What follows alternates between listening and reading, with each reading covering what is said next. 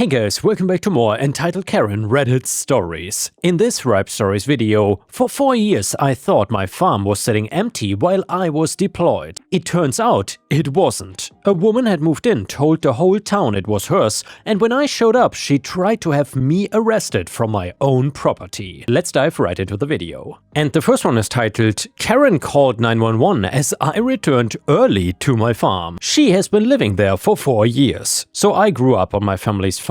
It is about 40 acres in a rural part of the Midwest, mostly flat land with a decent-sized farmhouse, a barn, and a couple of outbuildings and a small pond at the back of the property. My grandparents bought the land back in the day and my dad grew up working it, and when he passed away, I inherited the whole thing. I was in my mid-20s at the time and had already enlisted in the army a few years prior. The farm was paid off, no mortgage, just property taxes and upkeep. It was mine, free and clear. Now here's where it gets complicated though. When my dad passed away, I was already active duty and stationed overseas. I couldn't exactly just quit and go run a farm, so I made some arrangements. I had a buddy from high school who was still living in the area. He agreed to check on the property every couple of weeks, mow the grass around the house so it didn't look abandoned, and just keep an eye on things in general. I set up automatic payments for my property taxes through my bank. Everything was handled. The farmhouse was locked up, the barn was locked up, utilities were on a minimal plan just to keep the pipes from freezing in the winter. I figured when my service was done I would come back and decide what I wanted to do with the place long term. Well, the military being the military, my time kept getting extended. What was just supposed to be one tour turned into multiple. I re-enlisted because honestly the army was all I knew at that point and the pay was steady. I sent money home to my buddy every few months as a thank you for keeping an eye on things, and he would text me pictures every now and then. Property looking fine, grass was cut, no broken windows, everything was solid. This went on for a few years, and then my buddy got a job opportunity in another state. He called me about it, felt terrible, said he couldn't keep watching the property anymore. I told him to go, take the job, no hard feelings. He had been doing me a huge favor for a long time already. I figured the property would be fine on its own. I mean, it's rural. There was no HOA nonsense, no close neighbors. The nearest house is about a quarter mile down the road. What could possibly go wrong? That thought haunts me. What I didn't know was that I had absolutely zero clue about, because I was on the other side of the planet dealing with things I won't get into here, was that a woman and her family had then moved onto my property. Not camping, mind you, not squatting in the barn. They moved into my farmhouse. My actual house that my father built an addition onto with his own 2 hands when I was a kid. I remember holding boards for him while he nailed them in. That kind of house. From what I pieced together later through talking to neighbors and going through county records, here's roughly what happened. After my buddy left the area, the property sat empty for a few months, and this woman, I will just call her Karen because that's exactly what she was, lived about 2 miles down the road in a rental house with her husband and their 2 kids. Apparently, she had been driving past the farm for a while already, and nobody seemed to be around anymore, no cars in the driveway and so on.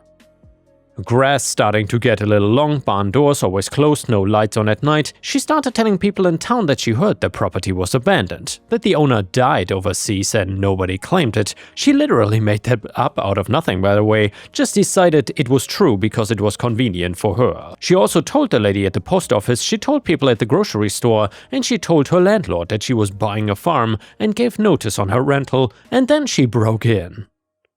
I still don't know exactly how she got in. The locks were not anything high-end, just regular deadbolts, so she either figured them out herself or got someone to do it for her. She changed the locks, which I later confirmed because my key obviously didn't work when I got back, and she moved her entire family in. Furniture, curtains, kids' toys in the yard, the whole thing. She even had the nerve to plant flowers in front of my house and put up one of those little "Welcome to our home" signs on the porch. She repainted the front door a different color, and she set up a trampoline in the side yard for her kids. And the truly insane part? She committed to the lie completely. She would tell people in town that she bought the old farm property and that she was fixing it up. She had Amazon packages delivered there, and she enrolled her kids in the local school using that address. Her husband, from what I understand, mostly stayed quiet and went along with whatever she said. He worked odd jobs around the county and people just assumed they were the new owners of the place. Now, you might be wondering how nobody raised an alarm, and I get it. I wondered the same at first, but you have to understand what rural communities are like. People usually mind their own business.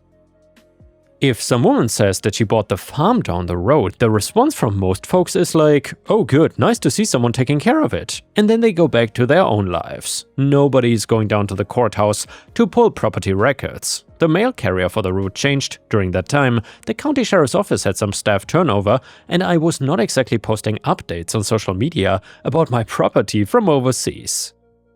Meanwhile, I was deployed seeing my bank statements showing property taxes being auto-paid every year and assuming everything was fine. That went on for roughly 4 years, but then I got out. I was done with the army, I had served my time, and I was ready to go home. My plan was simple: go back to the farm, decompress, figure out civilian life, maybe start a small agricultural operation or lease out some of the acreage. I just wanted to sit on my porch and watch the sunset over my pond and not hear explosions for a while. I didn't tell anyone I was coming. After years in the military, you learn to just move quietly. Plus, I kind of wanted the experience of just walking up to my house for the first time in years and taking it all in. So then I flew into the regional airport, rented a pickup truck and drove the hour and a half out to the property. It was late afternoon, nice weather, windows down, radio playing. I was feeling genuinely good for the first time in a very long time. I turned down the gravel road towards the farm and the first thing I noticed was the mailbox. My dad's old mailbox, the one he welded himself out of scrap metal with our family name on the side, was just gone. In its place was some store-bought mailbox from a hardware store with a completely different name on it. I almost pulled over. For now, I just sat there staring at it for a few seconds before I kept driving. I figured there had to be some explanation for this. Maybe the old mailbox fell apart and someone from the county replaced it. I don't know. I was reaching for anything logical, and then I pulled into the driveway and my stomach just sank straight through the floor. There were 2 vehicles parked in front of the house that I'd never seen before, and there was a trampoline in the side yard. There was a dog running loose with a chewed-up rope toy, and the porch had potted plants and a wind chime hanging from the overhang. There were kids' bikes leaning against a barn, and the front door was painted some teal color that I definitely didn't choose myself. In short, someone was living in my house. Somebody had been living in my house for what looked like a long time based on how settled everything appeared. I sat in the truck for a solid 2 or 3 minutes just trying to process it. My hands were gripping the steering wheel so hard my knuckles went white. I remember feeling this weird mix of confusion and anger that just sat in my chest like a stone. I'd spent years thinking about coming home to this place. I had imagined pulling into this driveway 100 times while I was overseas. In my head it was always quiet, peaceful, just the way I left it. This was not that though. My brain couldn't even make sense of what I was seeing. I thought maybe somehow my buddy had rented it out before he left and forgot to tell me. I thought maybe the county had done some kind of emergency relocation thing. I genuinely had no idea. I got out of the truck and walked towards the front door. Before I could even get up the porch steps though, the door swung open and out came Karen. Mid-40s, blonde hair pulled back, wearing an apron with flour on it like she was in the middle of baking something. Her face cycled through about 6 different emotions in the span of 2 seconds: confusion, irritation, and then full-blown hostility. "Can I help you?" she said, and the tone was ice-cold, like I was some stranger who had wandered onto her territory. No friendliness, no curiosity, just pure "get off my lawn" energy. I said, "Yeah, actually, I'm trying to figure out why you are living in my house." She looked at me like I had lost my mind. "Your house? Excuse me? This is my house. I've lived here for 4 years. Who exactly are you, huh?" I told her my name, I told her this was my family's farm, and I told her my dad built the addition on the east side of the house with his own hands. I pointed at the barn and told her my granddad's initials were carved into the doorframe and had been for decades. She didn't blink, she didn't flinch, she didn't even pause. She folded her arms across her chest, set her jaw, and said, "I don't know who you think you are or what kind of scam you're running, but this is my house and you need to get off my property right now before I call the police on you." I almost laughed at that. The sheer audacity of this woman standing in the doorway of a house she broke into and telling the actual owner to get lost. It was so ridiculous it almost looped all the way back around to being funny. Almost. I said, "Go ahead and call them. I will wait." She pulled out her phone right there on the porch and dialed 911. I could hear her telling the dispatcher that there was a strange man on her property who was refusing to leave and that he was being aggressive, that she felt unsafe and that she had kids in the house. She put on the voice too, the shaky, scared woman voice, full performance. If I didn't know the truth, I might have felt sorry for her, and her husband came outside during all of this. big guy, looked like he worked construction or something similar, but he had this defeated, nervous energy about him. He would not look me in the eye, he kept glancing at Karen like a dog waiting for commands. He knew, I could feel it, he knew this moment was coming eventually, and he had just been hoping it wouldn't. "Babe, maybe we should just," he started. "Shut up!" She snapped at him without even turning around. "I'm handling this." Yeah, she was handling it. Alright. The county deputy showed up about 20 minutes later out here in the middle of nowhere. That's actually a pretty fast response time. During those 20 minutes, Karen stood on the porch glaring at me with her arms folded. Her husband paced around the side of the house and I leaned against my rental truck, hands in my pocket, calm as anything. I'd spent years dealing with situations where people were actually shooting at me. So some entitled woman puffing up on a porch she had no right to be standing on was not gonna get under my skin. The deputy got out and Karen immediately rushed over to him, talking a mile a minute, pointing at me, telling him I was trespassing and that she wanted me removed immediately. Full victim mode, tears in her eyes and everything, the deputy walked over to me and asked what was going on, and I kept it short. I told him I was the legal owner of the property and that I'd been deployed overseas for several years and that I came home to find people I'd never met living in my house. He asked for identification, I handed him my identification, he looked at the IDs, looked at the farmhouse, looked back at me, then he turned to Karen. "Ma'am, do you have a deed or a lease or any legal documents for this property?" She got flustered.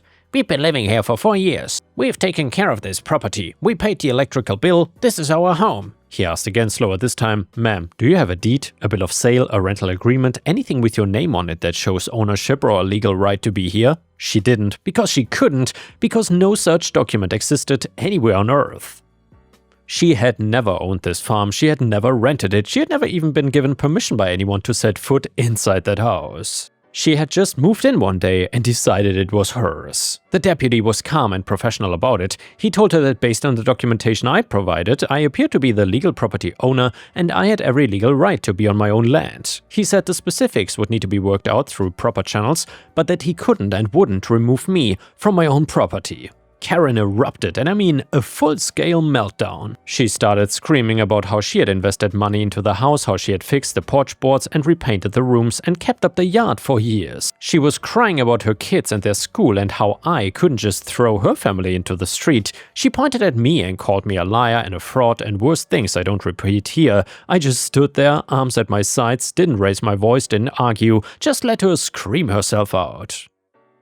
The deputy told her firmly that if she didn't calm down, things were gonna escalate in a direction she didn't want. That dialed her back from a 10 to about an 8, but she was still shaking with rage. Her husband finally spoke up, he looked at the deputy and just said, "We don't have a deed. She told me the owner was dead and nobody wanted the place." He said it quietly, almost like a confession, and Karen shot him a look that could have melted steel. "Shut your mouth," she hissed at him. But it was too late. He had said it in front of a law enforcement officer. He had confirmed that Karen knew the owner existed and had fabricated a story about the owner being dead in order to justify taking the property. That statement ended up being very important later on. The deputy took down information from both of us and told Karen that this was going to move into legal territory and that she needed to cooperate with whatever process followed. The next morning, first thing, I was at the county courthouse. I pulled every document related to my property. The deed was in my name. It had been in my name the entire time. My property taxes had been paid without a single lapse through my automatic bank payments, and there was nothing in the records showing any sale, any transfer, any lease, any easement, nothing.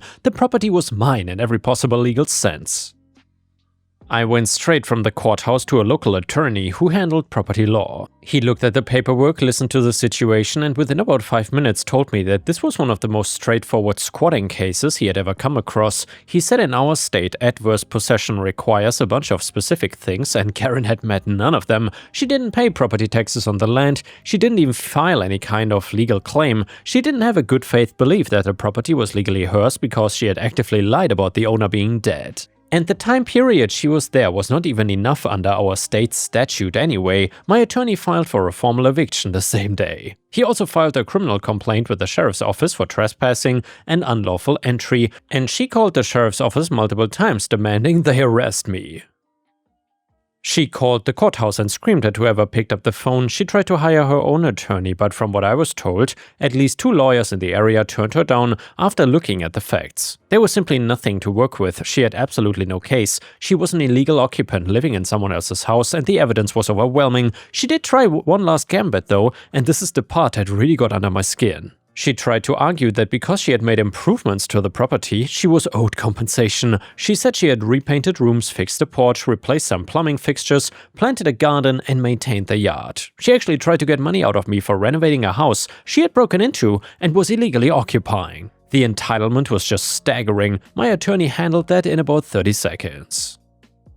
He pointed out that Karen had also removed my dad's hand-welded mailbox and thrown it away, changed the locks on the door without authorization, painted over the original front door color, and allowed her kids to draw on the interior walls and let her dog dig holes all over my yard. If anyone was owed compensation for property damage, it was me, not her. The eviction hearing was quick, 15 maybe 20 minutes. The judge looked at my deed. He looked at my tax payment records going back years without a single missed payment, and he looked at the complete absence of any documentation on Karen's side. Not a deed, not a receipt, not a handshake agreement scribbled on a napkin, nothing. He asked Karen directly if she had any legal basis for occupancy, and she started rambling about how she had maintained the property and how long she had been there and how it wasn't fair. The judge cut her off and said the length of time someone occupies a property they have no legal right to doesn't create a legal right. He ruled in my favor immediately and gave her 30 days to vacate. She used every single one of those 30 days. I'm 100% sure it was out of spite. She could have been packed and gone in a week, but she stretched it to the absolute limit. During those 30 days, she made my life as difficult as she could. She called the sheriff's office at least 3 more times trying to make complaints about me. She told one deputy that I was intimidating her family by driving past the property to check if she was still there. The deputy basically told her that the property owner has the right to check on his own property and that she should focus on packing. She also tried to turn some of the neighbors against me, going door to door telling people I was a heartless soldier, throwing a poor family with small children out into the street. A couple people actually believed her at first until they heard the full story, and then they were just as angry as I was.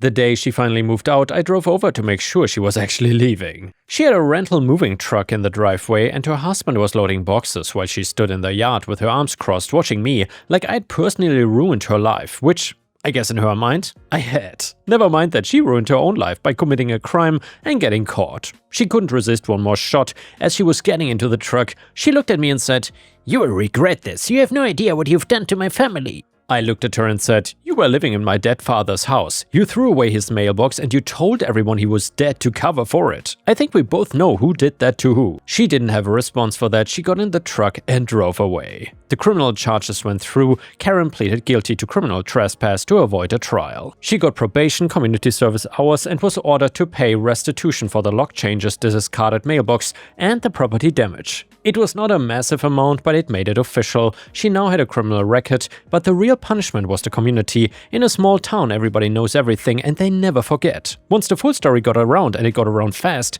Karen was done. The woman who had been telling everyone for 4 years that she was a homeowner and a pillar of the community was exposed as someone who broke into a deployed soldier's family home and lived there like she owned the place while he was serving overseas. In short, people were disgusted. She and her husband moved out of the county within a few months. I don't know where they went and I honestly don't care. And the next one is an awesome story from r/malicious compliance. It is titled, "Follow the flag code to the letter or you will be fired."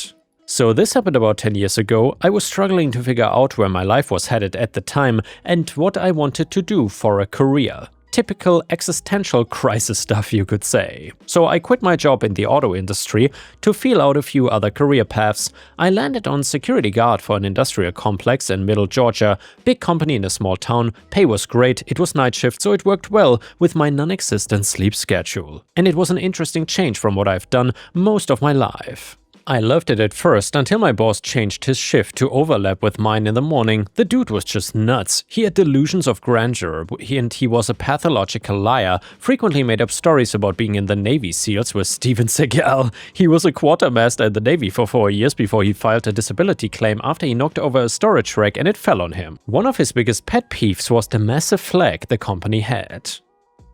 He printed out a few dozen copies of the flag code and told us to follow it to the letter, including putting it up and down every morning and night. Being night shift, I was almost always the person putting it up. One morning there was extremely bad weather and per the flag code I did not put the flag up. My boss came in about an hour late and ran his first rounds and noticed the flag was not displayed. I pointed at the specific section of the flag code that says not to display it during inclement weather, and he absolutely lost his mind, berated me for 30 minutes, and when it was time to clock out, he was still berating me, but I just stood up, clocked out, and left our little shack. The next day I show up and he tells me I'm suspended. Cool, I get a free night off. I come back 2 days later and the district manager is there with my boss. We sit down and chat. My boss keeps interrupting me and insulting me, so I told the district manager that I'm leaving if my boss doesn't let me speak. The DM takes me elsewhere to finish the convo. I explained everything that happened, showed him the flag code, showed him the weather that morning, and then told him about my boss threatening to fire me if I didn't follow the flag code and then berating me for 30 minutes for following the flag code. Well, the district manager and I walk into the security shack and sit down with my boss. The district manager proceeded to tell my boss that he's being fired for harassment and for violating his own flag code policy. I ultimately left a week later because I found a better job elsewhere, but it was one of the most satisfying things I've ever experienced. And the next one is a wonderful story from r/petty revenge, and it is titled, "If you're gonna cut the line, be sure to pay." So yesterday, I had just about the most amount of fun possible to have on the London Underground train. I was traveling for work with a suitcase and laptop bag, so I made for the wider gate entering the tube. There were a couple of people ahead of me with similar baggage loads, and when a girl cut in front of me, not particular out of the ordinary for London, but then quickly moved in and tailgated the person in front without tapping in, paying, I didn't think much of it, but as sadly it's a relatively common occurrence nowadays, but I noticed the pretty distinctive turquoise trolley case she had in tow. But as I said, I didn't pay particularly much attention to where she went as I tapped in myself, and by the time I looked up she was out of sight in the melee, which is the London Underground, so I did the only reasonable British thing of tutting and grumbling about the brazen theft, increasing everyone's fares under my breath.